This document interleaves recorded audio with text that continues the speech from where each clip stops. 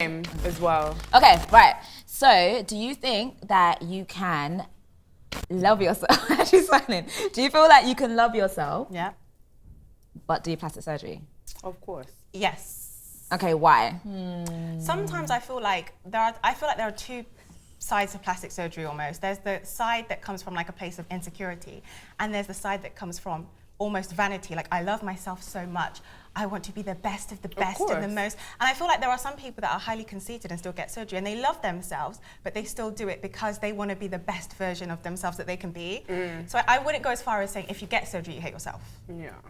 So you still think you can love yourself? Of course, there's nothing wrong with wanting to better yourself in your appearance. I think we all do things, even if it's not surgery, we all do things to make ourselves look good. Makeup, weave. Yeah, but surgery is exactly. Surgery is such a permanent fix. When you get braces, it doesn't matter. It's still fix as well. Exactly. When you get braces, you're still improving your look. And there are different levels. Am I getting surgery to make my nose look less African, or am I getting surgery because I had kids and my boobs that were once up here went down here, and I'm making them my old boobs again? Like, there are different types of doing it. Because it's such a personal thing, it can't be based on anyone else's opinion or trends or social media. It has to be something where you within yourself, that if big bums and small waists weren't trending, you would still want that for yourself. But this is where I disagree, because a lot of the opinions and the way we see ourselves are based on what we things that we see. Not necessarily. How can you say Not necessarily. that? How you can you say that? Like for me, for example, I would get a BBL. Why? Because that's what I want. You have to be careful. Why do you want because I want to do it. That is my money. Okay. Listen, if she wants it, she wants it. Brazilian butt lift. So basically, right, I feel like if I was in a position and I wanted to do it, I would definitely do it. And it's got nothing to do with the fact that all of a sudden, because remember, I didn't grow up in an era where there was Instagram or Facebook. But you still grew up in the hip hop era where no, not necessarily. The hip hop era, there was no. We didn't care that people had big bums. Or whatever. There were so many women. If you look at all the 90s videos, there's so many women that just had normal shaped bodies. That's great, normal but then in that kind as of soon context. as we started to go into the mid-noughties, it definitely changed. Not necessarily, because you don't know how I have seen myself growing up in the 90s. And I'm just saying that there's a lot of exterior motives, there's a lot of media portrayals but doesn't necessarily how we see ourselves. But that doesn't necessarily I do think that plastic surgery sometimes can be a way for, I guess it is about understanding the context as to why you want to do it, but it's also chasing a perfection, and where is that chasing of perfection come from? But why do people go to the gym? Why do you go to the gym? Well, a lot of times people go to the gym just to maintain a fit and healthy lifestyle. It doesn't always have to do about changing your physical body, but you can. And the thing is, and that is a result of going to the gym. You can determine how far you want to go. If you want to get massive muscles, you can do that. If you just want to tone your arms and legs, you can do that. But you cannot equate exercise to plastic surgery. I'm not saying that you equate. I know, but you're bringing of hair and makeup. But what I'm saying to you, the point I'm trying to make is that when people make up the mind that they want to go to the gym, they have specific goals that they want to reach in terms of what they want their body to look like when they go to the gym. It's them saying to themselves, I don't want to look the way that I look right now, and I want to do something in order to change the way that I look for whatever reason. They're not going to risk their life doing that. I'm not saying there's a invasive difference. surgery I don't think you can compare the two. I'm not comparing. But we are. No, but you are, because you're putting I'm saying that but in both circumstances, you are making a choice to change something about the way that you look. But it's just that for you, you wouldn't go as far as getting surgery.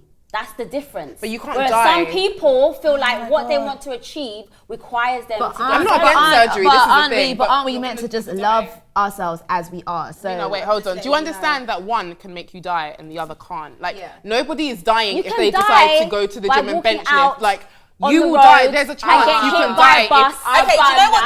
We're not doing that. We're not going to do that. You can be driving to the gym and someone can hit your car. But Amina, it's an operation. You can be in the gym. We have different value systems. That's what it is. You can be in the gym and the weight. I think we need to understand what this surgery is. It's very, very invasive, right? You can, of course, anyone can walk out and die.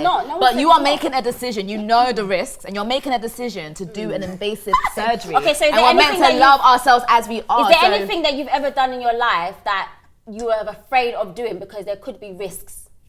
Yo, wait, guys, are we just deeping this? You know the plastic surgery? We are putting ourselves under anesthetics, as in we might not wake up. Operation. That's your fear. You can't put your fear on someone else. I might not be scared of that. I can't. I'm done. No. Let's switch it up. It's banter. Let's switch it up and devil's advocate. Let's switch it up for a second, because I totally agree with that. Like your life is at risk aspect of it, and I do think that like the gym comparison is a little extreme. But what if someone said that they were going to undertake a non-invasive procedure or a procedure, because you can get liposuction, for example, laser liposuction. You're not under general anesthetic, so the risk of you dying is very low.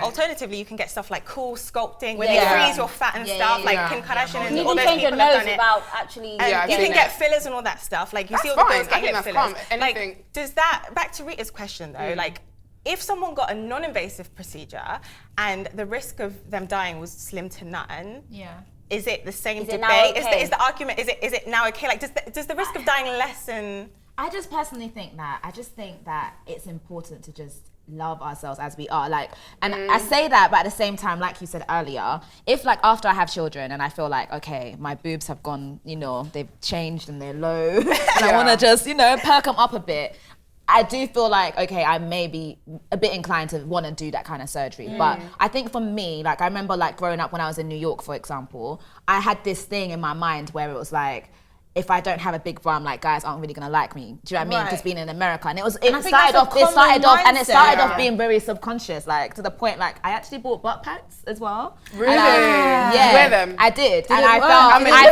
I don't know. Do you know they've got those tights that actually push the bum? Exactly. But I think I just think it's dangerous. It's just the same thing about when I think about colored contacts. Like I just want to be able to just love me how I am. So I may not have this massive bum or whatever, but that's okay. But do you know what I mean? I can still so love whether it's myself. invasive or not, I just feel like why are we really doing it? I feel like you can still love yourself. Like when I have kids, I know that I'm definitely probably going to get lipo, even though I'm worried about the risk. But it doesn't take away from me not loving myself. I feel like there'll be a lot of insecurities on my part and I just won't feel like myself. I'll feel overwhelmed. And I feel like that's what a lot of women are going through but won't admit, and having to settle for that, oh, love yourself. You can still love yourself and damn still want to look good. Like there's nothing wrong with that. You can also love yourself and dislike elements of yourself without really hating yourself. Like you can love yourself and think, oh, I would want to get my ears pinned back because, say, for example, you have really sticky out ears, and you still love yourself as who you are, but there's something about yourself that you dislike. But don't look like Dumbo. But don't you think, as influencers or people, you know, with a following, so to speak, that if you're preaching about loving yourself to the core and you're telling people and you're preaching to people, love yourself, love the body that God has given you, love the body that, you know, the universe has given to you, don't you feel a bit hypocritical then saying, but get plastic surgery? I don't know what no one ever say go and get plastic surgery. None of us have had plastic surgery. We're not telling anyone to get plastic surgery. I would say research it's a personal thing. and make sure you get therapy and find out why you're doing it. And at the end of the day, everybody is different. What you're going through may not be what I'm going through. Everyone has their own story at the end of the day. And I also don't want to approach plastic surgery. I think a lot of people approach it from a place of judgment. And I think it's almost somewhat of a luxury as well to look a certain way and feel like I don't need it. There are some people that are physically disfigured, whether it's through birth, whether through sickness, through accident, and they genuinely want to have plastic surgery because they hate what they see in the mirror, and it's very difficult for them. And I feel like I can say, oh, love yourself, never get plastic surgery, but I'm also doing it from a place of privilege because I open up magazines, I see music videos, and I do see girls that look like me. So it's very easy for me to say, love yourself. So I also don't want to approach it from a place of judgment for that reason. That's why I say that it's such a personal thing. Like I don't care if this person disagrees with it or that person doesn't think I love myself or whatever. Within me, when I look at myself in the mirror as Amina, I know the motive as to why I'm doing what I want to do. And I know that it's not based on what people are doing or trends or what this person thinks or what they're showing on TV or whatever. Because me personally, I like all different body shapes. Not necessarily small waist and big but you hips. don't like your body shape. Yeah, because I feel like I would want to be a bit more. I would want to be a little bit more curvy, not necessarily be Kim Kardashian out here.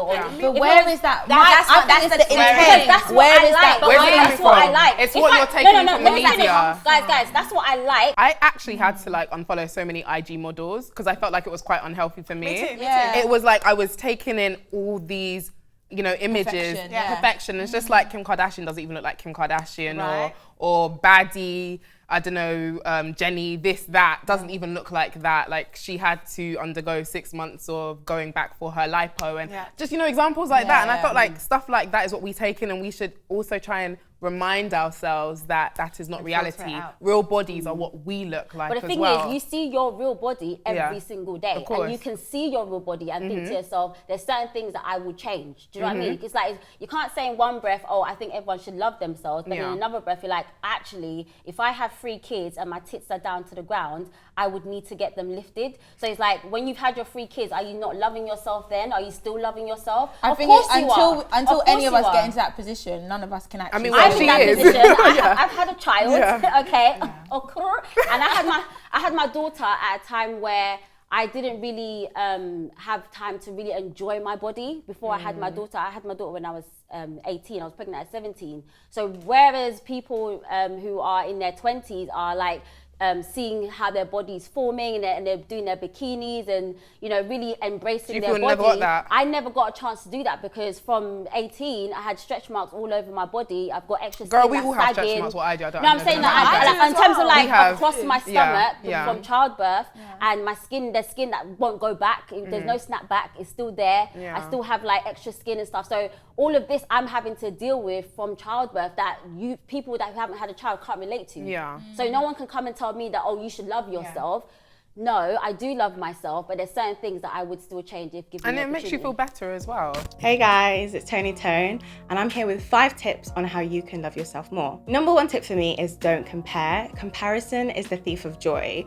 It's important to remember that we're all unique and we're all on our own individual journeys. No 2 journeys are the same. So don't feel bad about moving at your own pace and try your very best not to compare yourself to others. The second tip I'm going to give you is to invest in yourself. For me, that means investing in my knowledge, reading more books, investing in my career. So when I say invest in yourself, just think about the person you want to become and take the necessary steps to get there. Number 3, learn to forgive yourself. I think sometimes we can forget that we are all human, we make mistakes, and I do know people that forgive others with ease, but they can't really forgive themselves for their own transgressions. So if you have made a mistake and you're beating yourself up over it, try your very best to let go and remember that you are human. It's normal to make mistakes. My 4th tip for loving yourself more is to keep good company.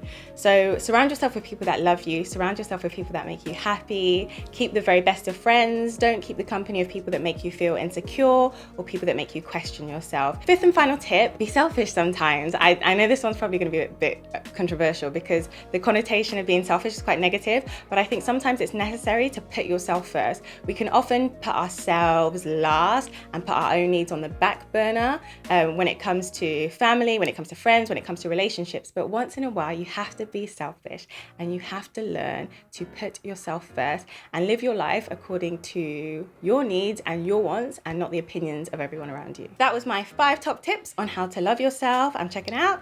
Bye. The cover was of a girl who's plus size. And do you think that, you know, the idea of, obviously people were complaining about it, some people were talking about it, saying that, you know, she's obese and we shouldn't be promoting obesity.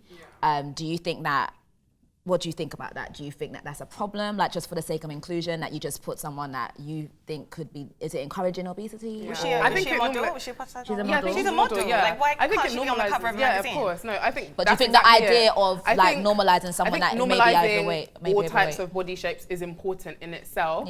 However, I do feel at the same time that it's important to remind people that obesity and cholesterol and diabetes is an issue. Yes, it is an issue, of course. But at the same time, in the same breath, we can also say that the skinny women that we also saw on magazines probably used to starve themselves as well. Could have been bulimic, anorexic, all that kind of stuff. And the women that we're talking about with implants put their life under risk. Exactly. So it's like all one in the same. So you don't think that it's slightly dangerous, like for you to be encouraging someone, okay, if you are big, you don't need to lose weight. It's fine, even though it can be unhealthy.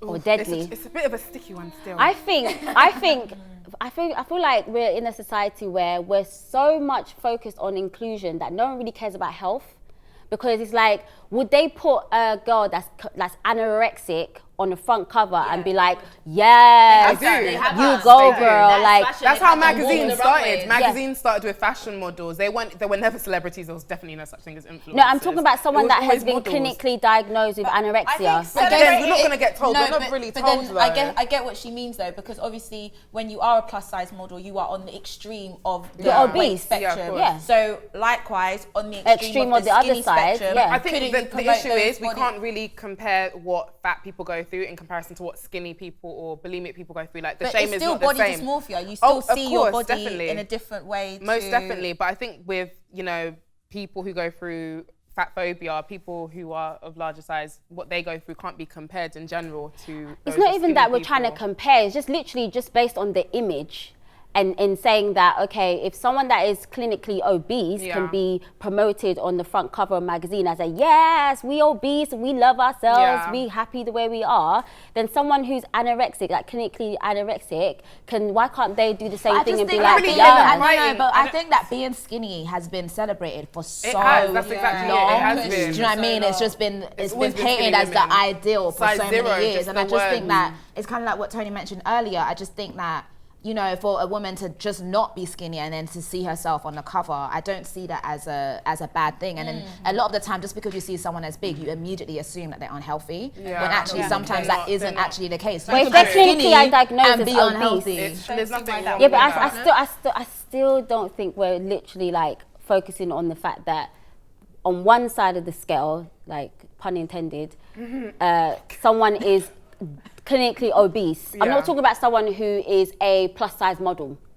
This is someone who's obese. Like if they don't seek help, so you're thinking that their health is at risk. From time a doctor has diagnosed you as obese, that means your health is not good. So you're living on the edge. So if someone that is adding to the issue, like that magazine cover is I adding feel to like the issue. yes, have plus size models, obviously, like that's fine, and you can be plus size and healthy as you said. But if you are obese and your doctor's telling you that you need to lose weight, then is that healthy still? But that's one of the things that they go through as well. Like, I remember I have a friend who studies medicine, and usually what fat people go through, like they could, let's just say that they have a chesty, I don't know, a cough or something. The first thing they usually get told is, you need to lose weight. You need to lose weight. And it's just like, this has nothing to do with my weight. I just have a cold. I just have a cough. You need to like prescribe something and let me be on my way.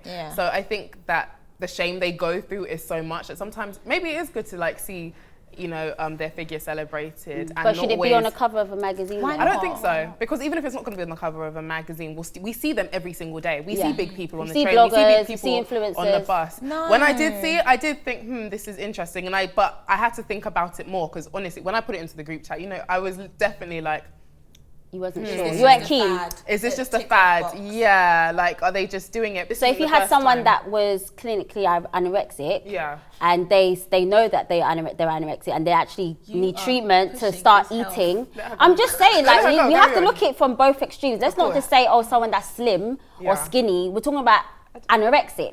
Would that skinny person on the front cover, your first thought isn't going to be, oh my god, like she's no, not necessarily. Whereas if I saw an anorexic even if person, a plus size is on the cover, immediately everyone thinks that they're obese, and I think that's where the problem is. But this person is obese. Yeah, but I don't think that's the actual issue. How do you know that she's obese? It said in the article. Size, model size, or no, she was she's obese. Guts and everything. Yeah, that's what it said online, that she was obese. I'm just going by what it said. I just think they go through a lot with their weight, and they're constantly being told like how they look and how they should.